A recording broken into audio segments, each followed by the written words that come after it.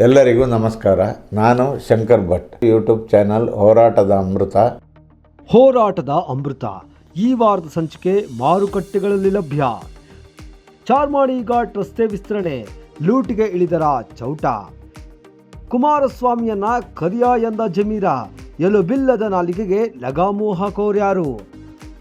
ಮಂಗಳೂರು ಅಂದರ್ ಬಾಹರ್ಗೆ ಕೊನೆಯೆಂದು ಪಮ್ಮಿ, ನಿತಿನ್, ಅನ್ವರ್ರ ದಂಧೆಗೆ ಕಡಿವಾಣವಿಲ್ಲವೇ? ಏನಿದು ವಕ್ಫ್ ಮಂಡಳಿ?